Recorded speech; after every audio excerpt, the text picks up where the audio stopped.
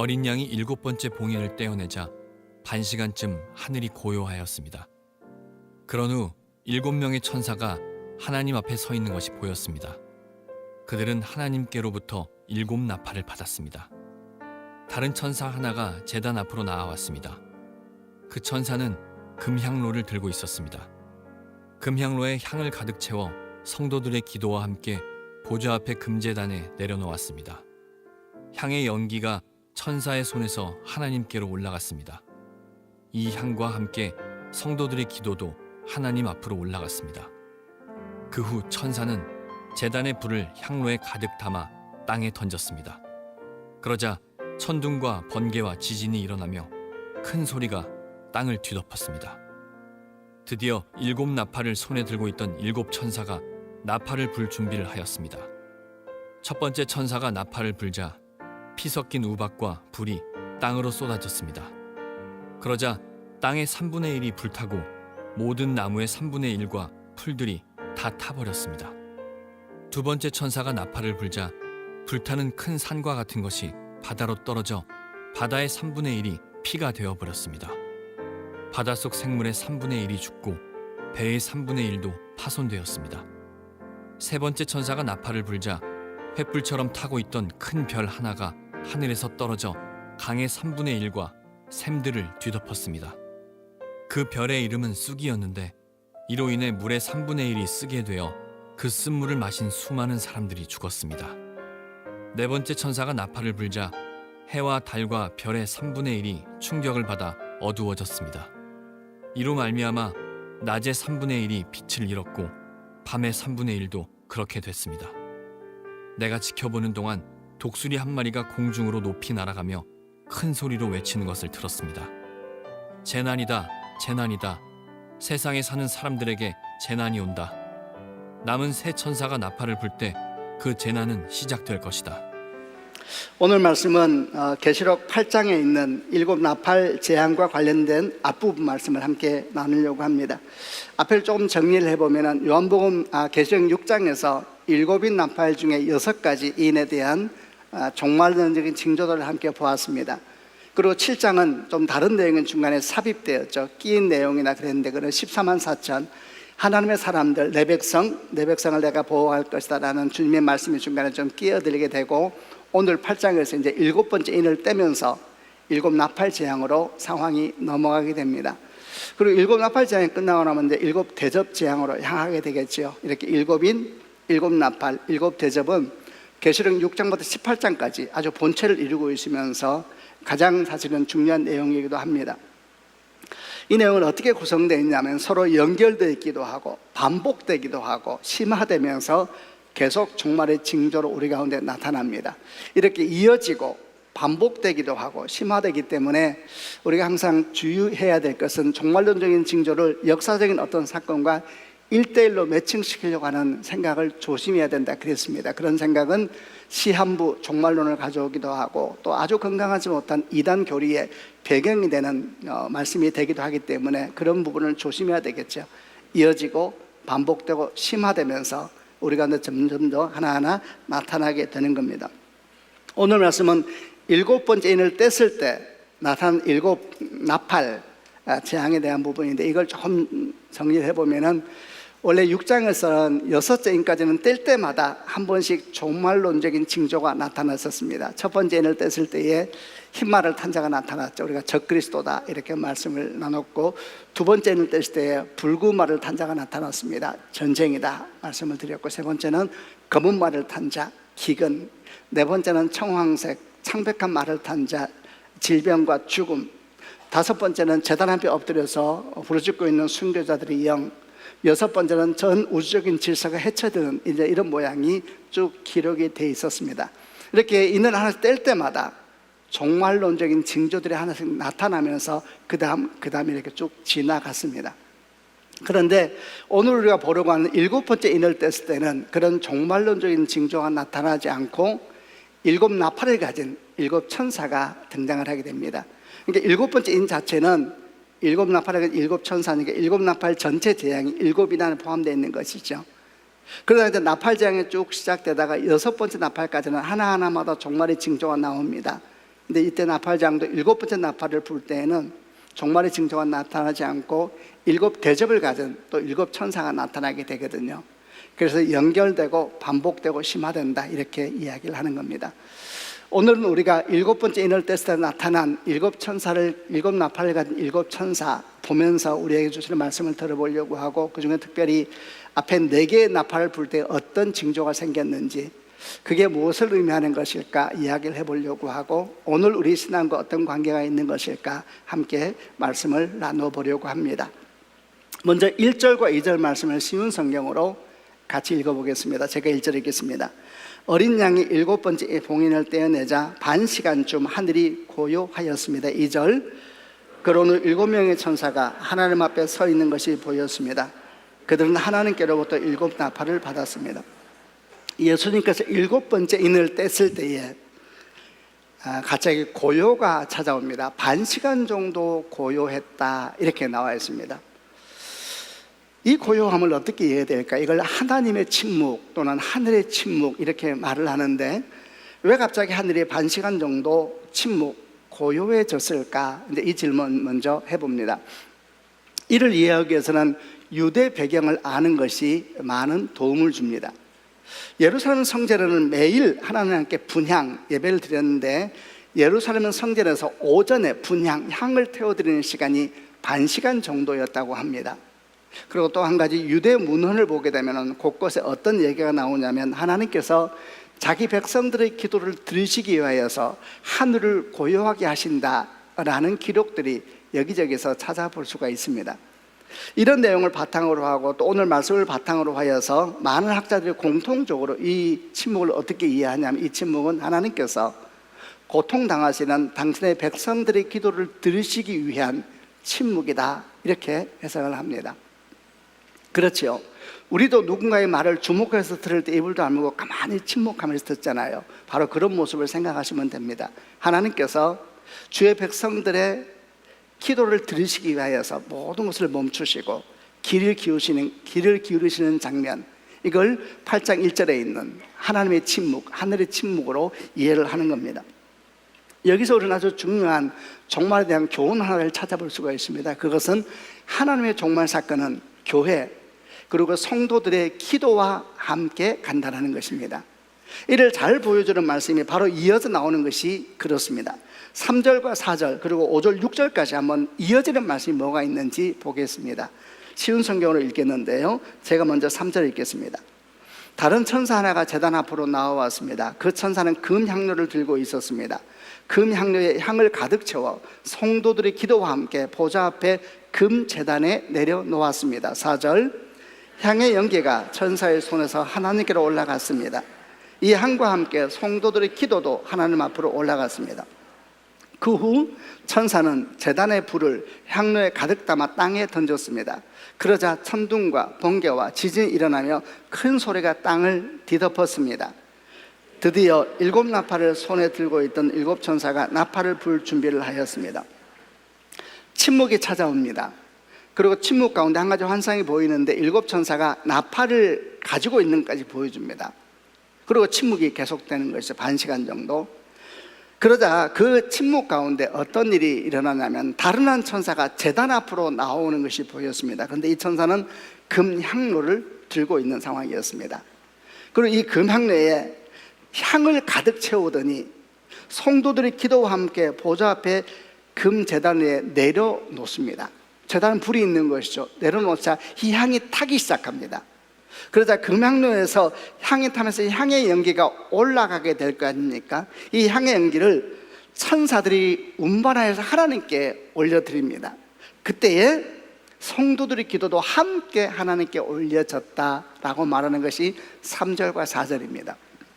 이게 뭐냐, 한마디로 성도들의 기도에 대한 설명을 하고 있는 것이죠. 침묵의 시간이 성도의 기도를 들으시기 위한 하나님의 시간이라 그랬잖아요. 맞는 겁니다. 3절 4절에서 그 기도에 대한 이야기를 설명하고 있는 겁니다. 이 내용은 이렇습니다.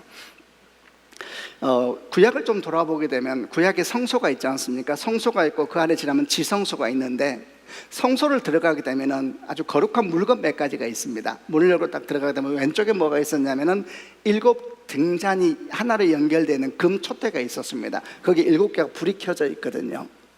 그 반대편 오른쪽에는 뭐가 있었냐? 떡이 올려져 있는 거룩한 상이 있었습니다. 이건 떡상이라 그럽니다. 거기에 12개의 떡이 올려져 있었는데 이것은 12지파를 상징하는 것이었습니다.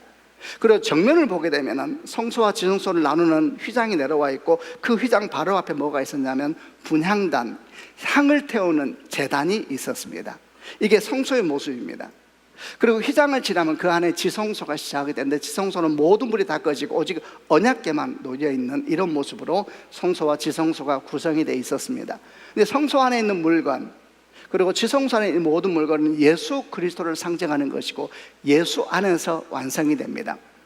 들어가서 왼쪽에 있는 촛불은 성령이시기도 하지만 동시에 이 세상의 빛이 되시는 생명의 빛 되시는 예수 그리스도에게서 완성되었고, 오른쪽에 있는 떡도 주님이 우리 영원한 양식이 되시잖아요. 영혼의 양식 되시는 예수에게서 완성이 되고, 그리고 안에는 향로, 그 향이 올려지면서 향 연기가 하나님께 올라가는데, 예수님이 십자가를 상징하는 것입니다. 예수께서 십자가 못 박혀 죽으심으로 거룩한 제물이 되셨고, 이 향입니다. 이 향이 태워지면서 우리는 하나님 앞에 예배할 수 있게 되고 하나님 앞에 기도할 수 있게 됐습니다. 그러니까 성소에 있는 모든 거룩한 물건은 예수의 십자가에서 완성된 겁니다. 오늘 천사가 향로를 가지고 나타났습니다. 그 향로에 향을 가득 채웁니다. 그리고 향을 태운 게 향의 연기가 올라가게 되죠. 이 연기와 함께 성도의 기도가 덧붙여서 올라가는 것입니다. 이 향의 기도는 뭡니까? 예수의 십자가이죠. 예수 이름으로 함께 성도의 기도가 올라가게 되는 겁니다. 우리가 기도를 할 때에 항상 이런 말을 덧붙입니다. 예수 그리스도 이름으로 기도합니다. 이런 말을 덧붙이는 이유가 우리 기도에 능력이 있는 것이 아닙니다. 저 사람 기도에 대단히 능력이 있어, 그런 거 없습니다. 우리 기도에 능력이 있는 것이 아니라 우리 기도를 하나님 앞에 상달되게 만드는 것은 예수의 십자가에 보이는 능력입니다. 아멘이죠. 그 향이 올라갈 때 성도의 기도가 덧붙여져서 하나님께 올라간 것이다. 이렇게 계시록 8장 3절과 4절을 이야기하고 있습니다. 기도에 대한 이야기죠. 이렇게 기도가 드려지고 있는 것입니다. 그리고 하나님께 기도를 받으신 것이죠. 이런 환상이 펼쳐집니다. 이렇게 기도를 받으시고 난 다음에 5절 보니까 그 후에 어떤 일이 생기냐면, 천사는 제단의 불을 향로에 가득 담아 땅에 던졌습니다. 향로를. 그러자 천둥과 번개와 지진이 일어나며 큰 소리가 땅을 뒤엎습니다. 천둥, 번개, 지진, 큰 소리, 이것도 하나님의 임재의 계시록에 반복되는 표현 중에 하나입니다. 출애굽기에도 나오죠. 하나님께서 일하시기 시작한다는 이야기입니다. 그리고 그 다음에 6절 보니까 드디어 7 나팔을 손에 들고 있던 7 천사가 나팔을 불 준비를 하였습니다. 2절에서는 나팔을 받았지요. 그리고 천사들은 기다립니다. 언제까지? 하나님의 침묵, 그것은 성도의 기도를 들으시는 장면이었죠. 끝나자 주께서 움직이기 시작하시고, 그러자 7 천사가 나팔을 불 준비를 하고 있는 환상이 눈에 보였습니다.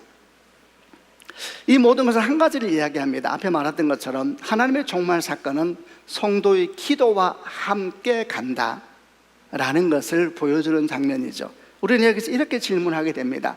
도대체 기도가 무엇이길래 하나님의 전적인 주권에 속한 종말 사건, 심판 사건도 하나님께서 성도, 교회의 기도와 함께 가신다라고 말씀하고 계시는 것일까? 우리는 성경을 보면서 주님께서 우리 기도와 함께 일하신다는 것을 알고 있었습니다. 그러나 종말 사건은 좀 다르다고 느끼지 않습니까? 종말은 전적인 주님의 시간표를 따라서 주께서 일하시는 것인데 왜 우리 기도와 함께 간다고 이렇게 계시록 8장을 말씀하고 계시는 것일까? 그럼 우리 기도가 하나님의 종말 사건, 종말의 시간표를 바꿀 수 있다는 이야기인가? 우리 기도가 하나님의 종말 사건에 어떤 영향력을 드릴 수 있다는 이야기인가? 우리가 함께 기도함으로 말미암아 우리 또한 그 종말의 사건의 동반자가 될 수 있다는 이야기인가? 이런저런 질문들이 함께 들게 되는 장면입니다. 왜 하나님은 종말의 역사를 교회 그리고 성도의 기도와 함께 가시는 것일까? 2가지 이유를 말할 수 있습니다. 첫 번째는 하나님은 종말의 징조가 계속해서 일어날 때에 그 종말의 징조를 믿는 자나 믿지 않는 자나 다 동일하게 경험하는 것입니다. 그럴 때에 믿는 우리들이 믿지 않는 사람과 똑같이 두려움과 염려 가운데 빠질 것을 걱정하신 것 같습니다. 그래서 기도하게 함으로 말미암아 믿는 이들이 똑같은 종말의 징조를 경험한다 하더라도 믿지 않는 이들처럼 두려움과 염려 가운데 그걸 살아가는 것이 아니라 믿음과 약속 가운데 굳게 서게 하기 위해서 우리에게 기도를 말씀하고 계신다는 것이죠. 또 하나, 두 번째는 왜 기도를 말씀하는 것일까? 왜냐하면 우리가 계속 지금까지 나눠왔고 앞으로도 계속 나누게 되겠습니다만은 심판은, 종말은 심판이면서 동시에 마지막까지 부르시는 하나님의 부르심이라 그랬습니다.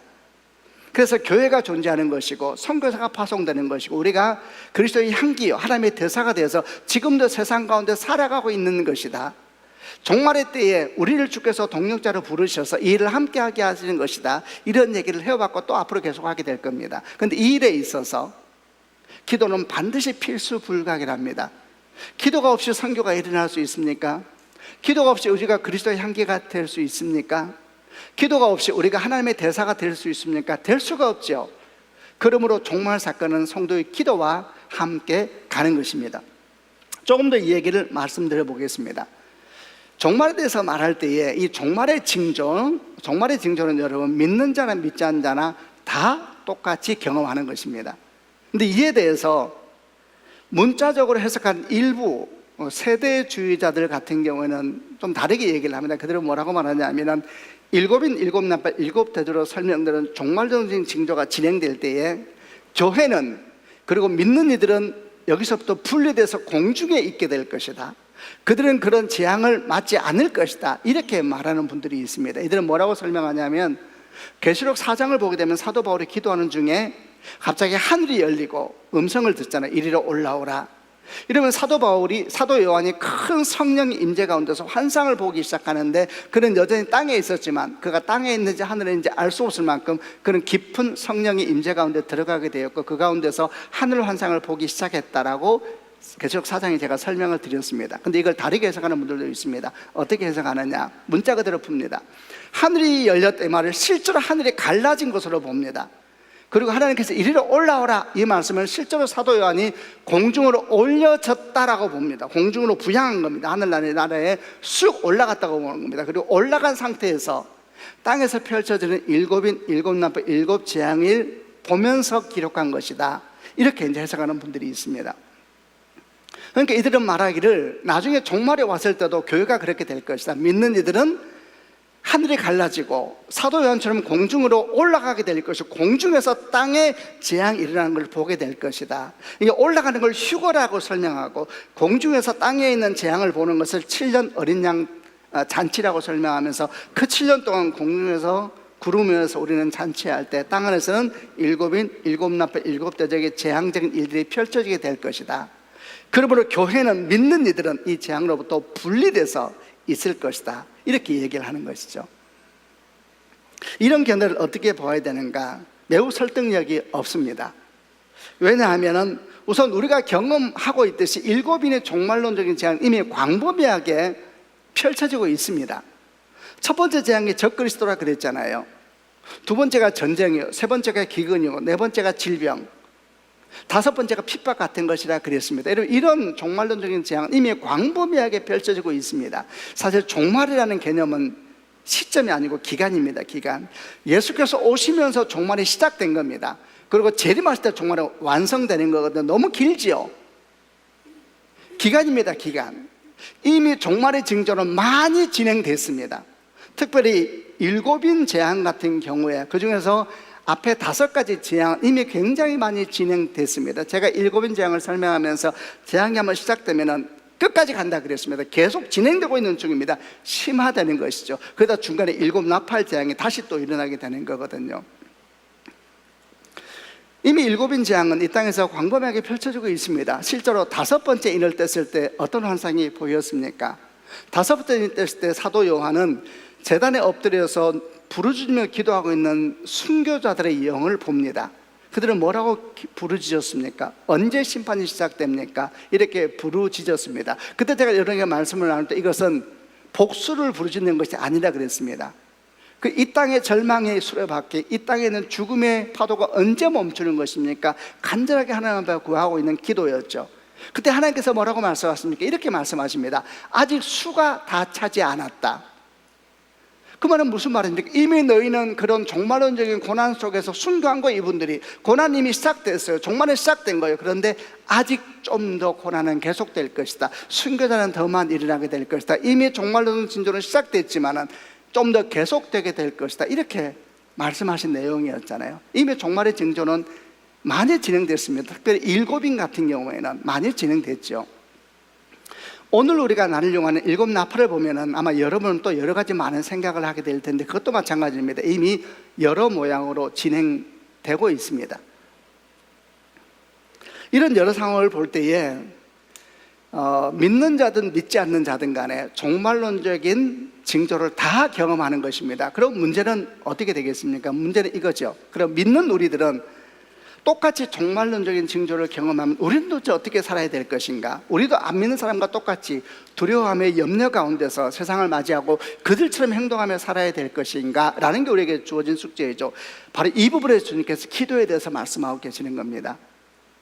기도하라 이렇게 말합니다. 왜 기도하라 그렇게 말합니까? 기도를 통해서 우리는 똑같은 상황을 경험하더라도 전혀 다른 해석이 시작되거든요.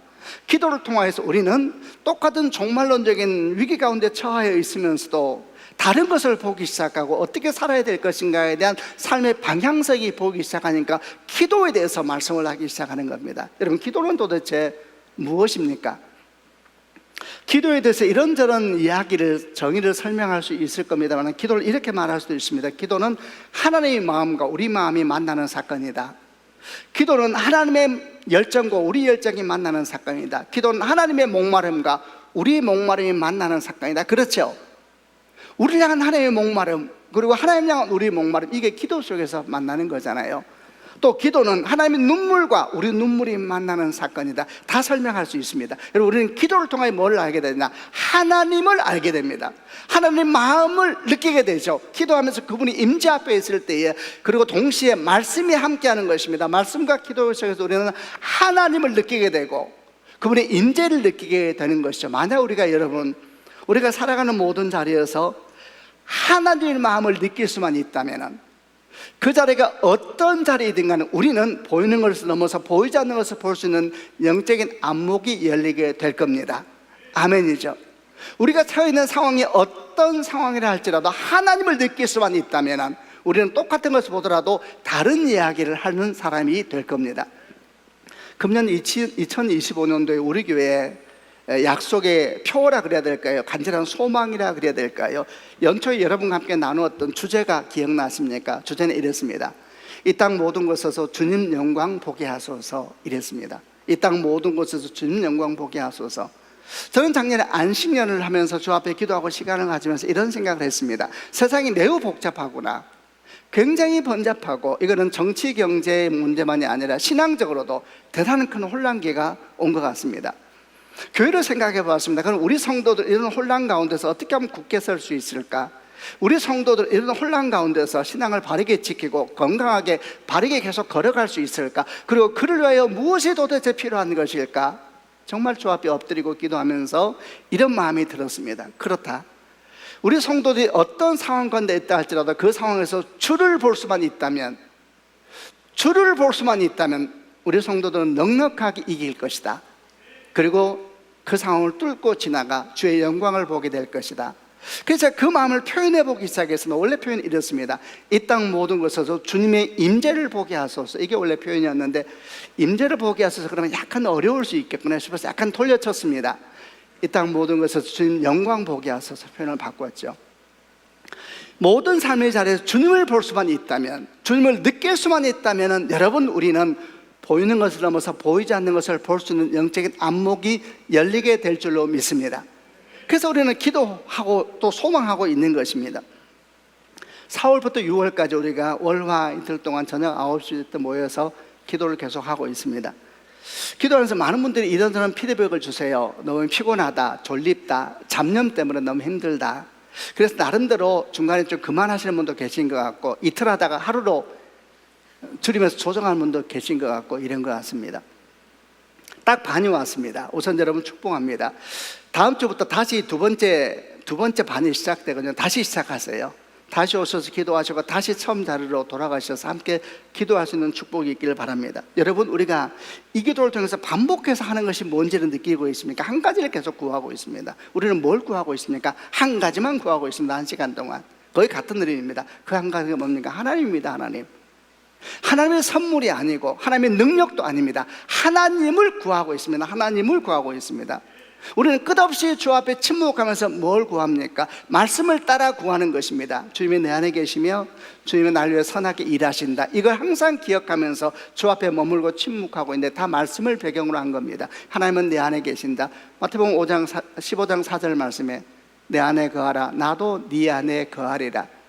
많이 생각해 보았습니다. 주께서 내 안에 이미 계시지 않는가? 근데 왜 내 안에 거하라? 그러면 나도 네 안에 거하라 이렇게 설명을 하셨을까? 왜냐하면 내 안에 이미 하나님이 계심에도 불구하고 사람들이 주목하지 않거든요. 이미 내 안에 주님이 일하시고 역사하세요. 그런데 사람들은 환경과 상황에 끌려가느라고 정작 내 안에 계신 주님을 바라보질 않고 있거든요. 주님을 소외당하고 계신 것입니다. 그 주님께서 말씀하신 것입니다. 내 안에 거하라 나도 네 안에 거하리라. 나는 네 인생에 소외되는 하나님이 아니라 너와 함께한 하나님이길 원한다라는 말씀이잖아요. 그래서 우리가 하는 일은 뭐냐? 이미 내 안에 계신 그분을 내가 주목하는 것입니다. 그럴 때에 그분은 내 안에서 하나님이 되시는 것이죠.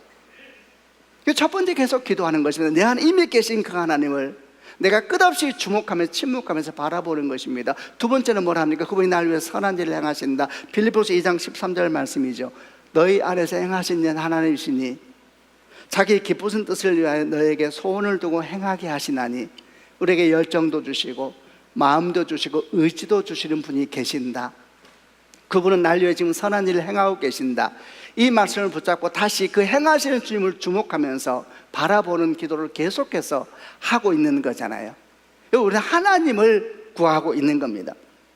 아까 말씀드린 것처럼 끝없이 잡념이 일어나고 피곤하고 지친다. 당연하지요. 왜 그럴까요? 그게 우리니까요. 잡념은 뭡니까? 삶이 잡념이죠. 제가 무슨 철학자 같네요. 삶이 잡념이지 않아요. 인생이 잡념이죠.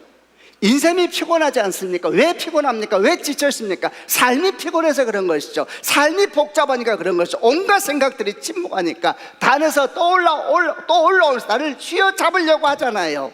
우리는 뭘 합니까? 그럼에도 불구하고 다시 주 앞으로, 그럼에도 불구하고 다시 주 앞으로, 그럼에도 불구하고 다시 주 앞으로. 우리는 뭘 하고 있는 겁니까? 기도하고 있는 중입니다. 우리가 소망하는 건 이겁니다. 끝없이 내게 잡념이 올라오고 근심과 걱정과 피곤함이 올라오고 그게 납니다. 그럼에도 불구하고 나는 다시 주님을 바라봅니다. 우리는 뭘 하고 있습니까? 20분을 통하여 24시간 나를 주 앞에 가져가는 훈련을 하고 있죠. 그렇게 모여 기도하는 시간은 일주일에 매우 짧지요. 그러나 나머지 대부분의 시간은 그 잡념과 피곤함과 번잡함 속에서 살고 있는 것이 우리입니다. 우리가 기도하는 것은 그 시간도 다시 주를 주목해서 하기 위한 작은 헌신들을 월화 모여서 교회 공동체가 모여서 함께 헌신하며 기도하고 있는 중입니다. 우리는 하나님을 만나기 위해서 침묵합니다. 하나님도 우리 기도를 듣기 위해서 침묵하십니다. 두 침묵이 만나는 시간입니다, 여러분.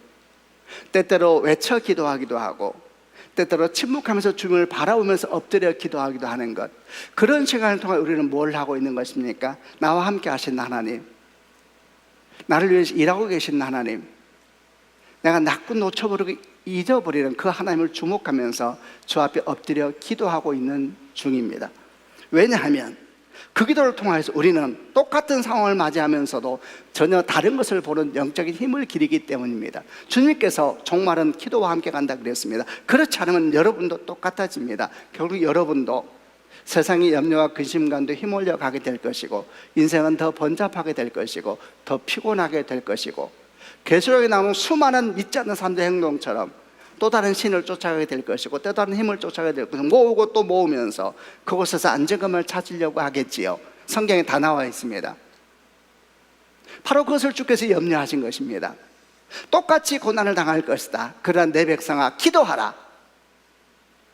그리고 내 마음과 네 마음이 서로 일치돼서 하나 될 때 우리는 다른 것을 보기 시작할 것이고 그리고 그 순간 우리는 살아 하나님의 종말의 역사에 거룩한 동력자로 참여하게 되는 겁니다. 또 하나 왜 기도하라 그랬습니까? 계속 나눠왔고 앞으로도 나누는 것처럼 종말은 심판이면서 마지막까지 부르시는 주님이 부르심이라 그랬습니다. 선교사를 보내는 것이 그러하고 우리가 그리스도의 향기요 하나님의 대사로 사는 삶이 그러하죠. 기도 없이 됩니까? 절대 안 됩니다. 그래서 주께서 기도하라 이렇게 말씀합니다. 기도함을 통해서, 기도는 반드시 말씀과 함께 갑니다. 말씀과 기도, 그리고 공동체입니다. 여러분, 공동체입니다. 왜 함께 모여 기도해야 됩니까? 우리는 줌으로 만나고 있지 왜 함께 모입니까? 혼자는 못합니다. 그래서 함께 모이는 겁니다. 함께 모여서 그곳에 머물러 있을 때 어떤 분이 그러더라고요. 너무 피곤하면 졸리면 눈을 부르뜨면 앞에 있는 영상의 신목상이 갑자기 오셔서 깜짝 놀라서 다시 또 기도한다. 잘하시는 겁니다. 우리는 뭘 하는가? 우리는 기도하고 있는 중입니다. 우리는 뭘 하고 있습니까? 우리는 뭘 하고 있습니까? 지금 우리는 기도하고 있는 중입니다. 그럼에도 불구하고 다시 그분을 봅니다. 지쳤습니다. 피곤합니다. 세상은 더 그렇게 될 겁니다. 그럼에도 불구하고 우리는 다시 뭘 하고 있습니까? 우리는 기도하고 있습니다. 주님 말씀합니다. 종말은 어떻게 걸어가는 것인가? 기도와 함께 가는 것이다. 말씀이 없고 기도가 없고 공동체가 없다는 것은 대단히 위험한 것입니다. 특별히 지금처럼 종말의 때를 살고 있는 이때에는 더욱더 위험한 것입니다. 종말은 기도와 함께 가기 때문입니다. 이렇게 기도에 대한 말씀을 분명히 하세요. 8장 1절부터 6절까지 분명히 하시죠. 그리고 그 기도가 예수로 말미암아 하나님께 상달되어지게 될 것이다. 그러고 난 다음에 드디어 7천사가 나팔을 부는데 그 중에서 4개의 나팔을 오늘 보려고 합니다. 왜 4개를 보느냐? 7인도 그러하고 7 나팔도 그러고 앞에 4개가 공통점을 가지고 있는데 이 공통점이 그 재앙의 특징을 보여줍니다. 첫 번째 나팔부터 4번째 나팔까지 어떤 징조가 생겼는지 읽어보려고 하는데 미리 좀 조언을 드리면은 전부 다 대상이 자연입니다. 그걸 인식하고 한번 한 절씩 읽어보겠습니다. 7절부터 12절까지 나팔 불 때 어떤 일이 생겼는지 읽어보겠습니다. 제가 7절을 먼저 읽겠습니다. 첫 번째 천사가 나팔을 불자 피 섞인 우박과 불이 땅으로 쏟아졌습니다. 그러자 땅의 3분의 1이 불타고 모든 나무의 3분의 1과 풀들이 다 타버렸습니다. 바다로 떨어져 바다의 3분의 1이 피가 되어버렸습니다. 바닷 속 생물의 3분의 1이 죽고 배의 3분의 1이 파손되었습니다. 세 번째 천사가 나팔을 불자 횃불처럼 타고 있던 큰 별 하나가 하늘에서 떨어져 강의 3분의 1과 샘들을 뒤덮었습니다. 그 별의 이름은 쑥이었는데 이로 인해 물의 3분의 1이 쓰게 되어 그 쓴물을 마신 수많은 사람들이 죽었습니다. 네 번째 천사가 나팔을 불자 해와 달과 별의 3분의 1이 충격을 받아 어두워졌습니다. 이로 말미암아 낮의 3분의 1이 빛을 잃었고 밤의 3분의 1도 그렇게 됐습니다. 이런 징조는 도대체 다 무엇을 의미하는 것일까? 첫 번째 나팔을 불자 피 섞인 우박과 불이 땅에 쏟아졌습니다. 땅의 3분의 1, 나무의 3분의 1, 그리고 풀이 다 타버렸습니다. 두 번째 나팔을 불자 불타는 큰 산 같은 것이 바다로 떨어졌습니다. 그러자 바다의 3분의 1이 피가 되고 바다 속 생물의 3분의 1이 죽었습니다. 배 3분의 1이 파손됩니다. 세 번째 나팔을 불자 횃불같이 타는 그 별이, 큰 별이 하늘에서 떨어졌습니다. 그리고 강 3분의 1과 샘들을 덮었습니다. 그 별 이름은 쑥이었는데 물 3분의 1이 쓰게 되었고 그 물을 마신 수많은 사람들이 죽었습니다. 네 번째 나팔을 불자 해와 달과 별이 3분의 1이 어두워졌고 이로 인해 낮 3분의 1이 빛을 잃었고 밤 3분의 1도 빛을 잃었습니다. 여러 징조가 나타나고 이 징조가 무엇인가에 대해서는 여러 해석을 하는 분들이 있습니다. 너무 혼란스럽기도 합니다. 그런데 이 네 나팔의 공통점을 분명하게 찾을 수 있습니다. 그것은 대상이 전부 자연입니다. 땅, 나무, 풀, 산, 바다, 바닷속 생물, 강, 샘, 물, 해와 달과 별과 대기권 모두 자연입니다. 조금 기억을 해보면 7인 재앙 중에 앞에 4개의 재앙은 전부 다 대상이 사람이었습니다. 거짓 선지자, 전쟁, 그리고 기근, 질병 전부 대상이 사람이었습니다. 그런데 7 나팔을 들어오자 앞에 4개는 전부 다 대상이 자연으로 바뀌게 됩니다. 그리고 거기에 피 섞인 우박이 떨어지고 불타는 산 같은 것이 떨어지고 횃불 같은 큰 별이 떨어집니다. 이에 대해서 여러 의견이 분분하죠. 그러나 비슷한 공통점이 있습니다. 자연입니다. 일곱 나팔이 보여주는 종말론적인 징조는 자연을 통해서 나타난다라는 것은 분명한 것 같습니다. 2015년 파리에서 인류 역사상 가장 큰 선언 하나가 만들어졌습니다. 그걸 우리는 파리 협약이라고 합니다. 주제는 기후 문제였습니다.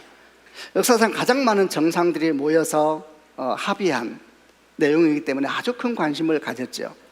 그 내용이 뭐였냐면은 2100년까지 21세기 2100년이 지나기 전까지 지구의 평균 온도를 산업화 이전 대비 2도씨 이상 상승하지 않도록 해야 된다. 이것이 그때의 선언이었습니다. 물론 법적인 구속력은 없는 선언이었고, 그리고 덧붙여서 그들은 이런 말을 했습니다. 만약에 지구 평균 온도가 산업화 이전 대비 2도씨 이상 상승하게 되면 어떤 일이 생기게 될 것인가?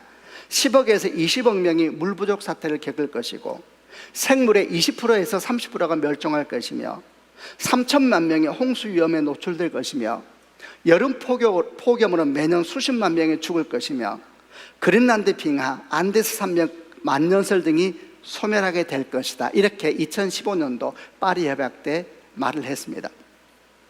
그런데 그로부터 3년 뒤에 2018년도에 우리나라 송도에서 긴급한 회의 하나가 열렸습니다.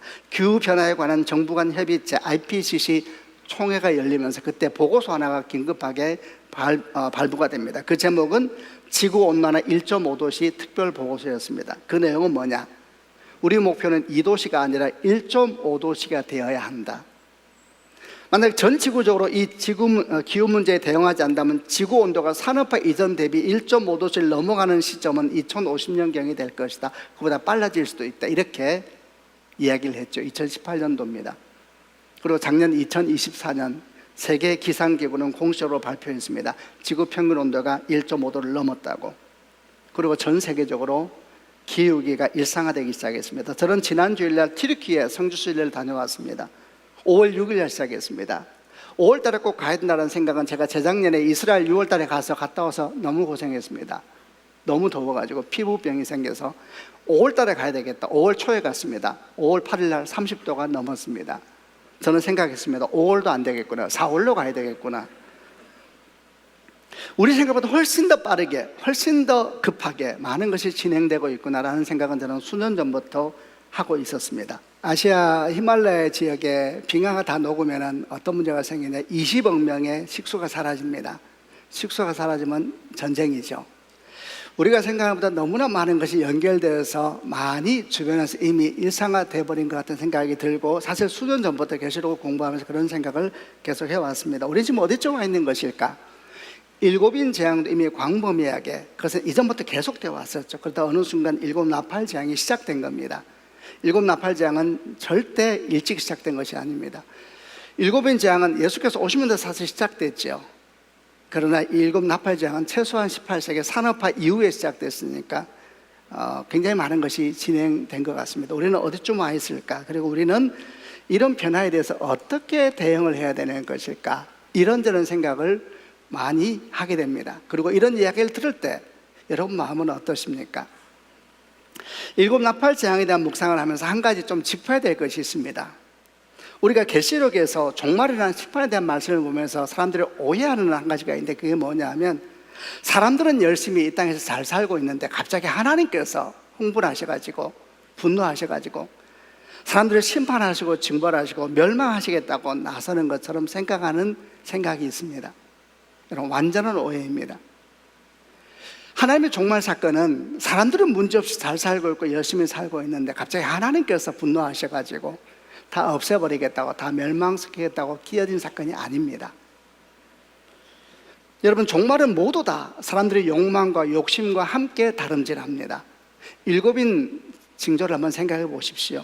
거짓 선지자, 전쟁, 기근, 그리고 질병, 죽음, 핍박, 배교, 이런 얘기 했었죠. 여러분, 누가 전쟁을 일으켰습니까? 누가 거짓 선지자를 만들었습니까? 하나님께서 만드셨습니까? 아닙니다. 사람들의 욕망이 다 만든 것입니다. 그래, 거짓 선지자 일하는 그뿐만 아니라 그들을 기다리고 있는 수많은 사람들이 있습니다. 얼마나 많은 사람들이 우상을 쫓고 얼마나 많은 사람들이 점치는 데 달려갑니까? 그들은 모두 다 거짓 선지자가 자랄 수 있는 토양을 만들어주고 있는 것이죠. 사람들의 욕망과 욕심이 다 만드는 겁니다. 누가 전쟁을 일으켰습니까? 하나님이십니까? 그런 적이 없습니다. 누가 기근을 일으켰습니까? 하나님이십니까? 아닙니다, 여러분. 누가 질병을 일으켰습니까? 하나님께서 코로나 팬데믹을 만드셨습니까? 아닙니다. 그 모든 징조의 바탕에는 사람들의 욕망과 욕심이 가득 차 있는 겁니다. 지금 온 세상에서 생산되는 식량은 저 아프리카에서 굶어 죽어간 아이들까지 다 배부르게 먹을 수 있는 식량이 생산된다고 합니다. 그런데 왜 그들은 굶어 죽어가고 있는 겁니까? 왜냐하면 그 식량을 가지고 있는 힘 있는 사람들이 식량을 땅에 묻어버리기 때문에 그런 겁니다. 왜 그렇습니까? 그걸 나눠주면 식량값이 떨어지니까요. 그러면 자기 수익이 떨어지니까 굶어 죽는 아이들이 있을지언정 식량을 땅에 묻어버리고 얼마나 많은 음식들이 찌꺼기로 버려지고 있습니까? 사실 그들은 이미 평생 죽을 때까지도 못 쓸 돈을 통장에 숫자를 가지고 있으면서도 그 숫자를 더 늘리겠다고 굶어 죽어간 아이들이 있음에도 불구하고 식량을 버리고 또 먹으면서 토해내고 있는 겁니다. 하나님이 하시는 겁니까? 아닙니다. 사람들의 욕망이 종말의 징조를 달려가고 있는 겁니다. 일곱 나팔 징조를 보십시오. 하나님이 그렇게 하셨습니까? 하나님이 지구에 이산화탄소를 이렇게 만드셨고 지구의 온도를 높게 하셨습니까? 하나님께서 아프리카의 나무를 없애시고 태평양의 바다 생물을 멸종시키셨습니까? 하나님께서 거대한 쓰레기샘을 저 대양 한가운데 만드셨습니까? 하나님은 그런 적이 없으십니다. 사람들의 욕망과 욕심이 그렇게 만들었습니다. 좀 더 편하고 좀 더 재밌고 좀 더 누리기 위해서 수없이 만들고 수없이 소비하고 수없이 버렸습니다. 그리고 그 온 쓰레기는 하늘과 땅을 가득 덮었습니다. 그야말로 성경에 나오는 그대로 온갖 역사들이 다 일어났습니다.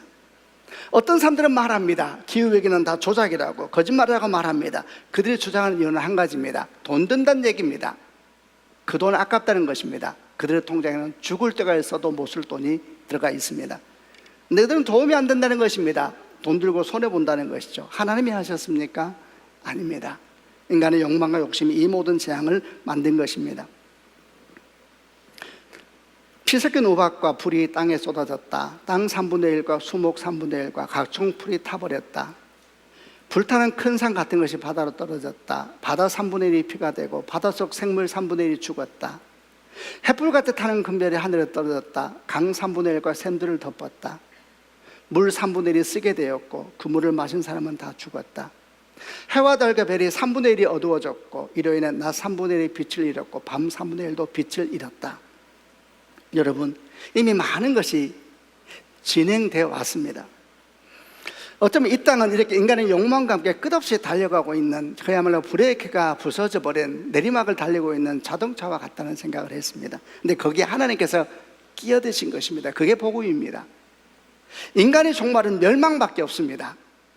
근데 하나님의 종말은 멸망이 아닙니다, 여러분. 하나님의 종말 사건은 생명입니다, 생명. 사람들은 이미 자기 욕망의 끝을 향해 달려가면서 이것은 마치 낭떠러지에서 끝이 없이 달려가는 자동차처럼 되었는데 거기에 끼어드신 주님께서는 당신의 십자가 못 박혀 죽게 하심을 말미암아 종말 사건을 멸망 사건이 아니라 생명 사건으로 바꾸신 일을 하신 것입니다. 사람들의 종말은 멸망이지만 하나님의 종말은 여러분 멸망이 아닙니다. 주님은 악을 멸망시키실 것입니다. 거짓도 멸망시킬 것입니다. 그리고 그 사이사이 끝없이 부르십니다. 돌아오라 돌아오라 끝없이 부르십니다. 여러분, 하나님의 종말 사건은 생명 사건입니다. 그래서 우리는 이야기합니다. 사자와 어린 양의 이 모순되는 두 상징이 도대체 무엇을 의미하고 있는 것일까? 그리고 우리는 끝없이 발견하고 있습니다. 심판 그 한가운데서 부르짖는 하나님의 음성, 돌아오라 돌아오라. 그리고 다시 우리에게 말씀합니다. 그를 위하여 우리에게 기도를 요구하십니다. 여러분, 이것은 부르심입니다.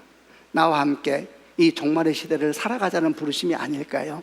성도가 되어서 특별히 종말 때를 살면서 말씀을 멀리하고 기도를 멀리하고 공동체를 멀리한다는 것은 저 생각에는 이런 종말론적인 부르심에 대해서 건강에 반응하지 않는 것이라고 여겨집니다.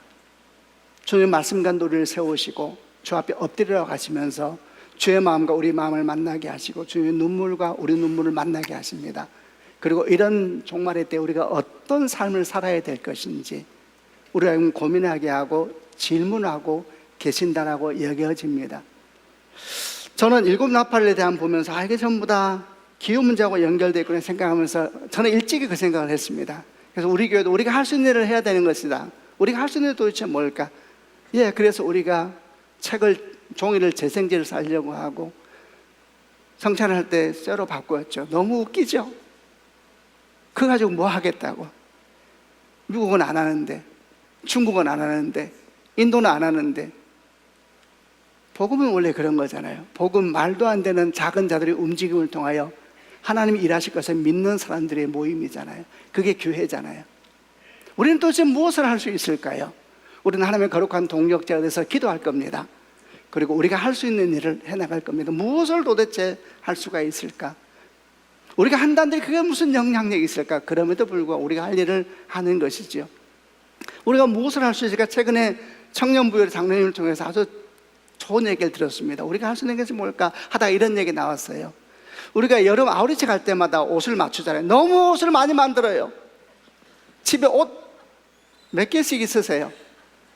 그래서 그놈은 옷을 안 만들려고 그래요. 있는 옷을 재생하자. 그래서 있는 옷을 제가 가져다 달라 부탁을 하게 될 거예요, 앞으로. 그리고 거기에 다시 재프린팅을 할 거예요. 멋지게. 새 것처럼. 그리고 다시 팔 거예요, 여러분에게. 완전히 대단하죠? 받아서 다시 팔 거예요. 그리고 그 재정을 어떻게 쓰겠다고 말씀을 드릴 거예요. 이 재정을 이렇게 쓸 겁니다. 더 이상 옷을 만들지만 다 그게 쓰레기입니다, 전부 다. 우리 또한 그 일에 함께 발맞추고 있는 것과 똑같은 것. 우리가 할 수 있는 것이 무엇일까? 관심을 가지고 기도하면서 한 걸음 한 걸음 걸어가는 작은 노력을 기울여야 될 때라고 생각합니다. 말씀을 마무리하겠습니다. 일곱 나팔에 대한 특별히 4가지 나팔에 대한 종말론적인 징조를 나누었습니다. 여러분 마음이 어떻습니까? 꼭 기억하십시오. 그 전에 주께서 기도를 먼저 말씀하셨습니다. 기도와 함께 가야 합니다. 이것은 부르심입니다. 함께 주의 마음을 나누고 주의 눈물을 나누고. 여러분, 종말 사건은 멸망이 목적이 아닙니다. 종말 사건은 생명이 목적입니다. 사자와 어린 양, 그분은 사탄을, 악을 움켜쥐고 바스러뜨리실 겁니다. 그러나 마지막까지 또 부르실 것입니다. 내게 오라, 내게 오라. 그리고 그 부르심의 통로가 교회가 될 것이고 여러분과 제가 될 겁니다. 우리 그 부르심에 반응하십시다. 그게 교회 아닙니까? 그게 믿음 아닙니까?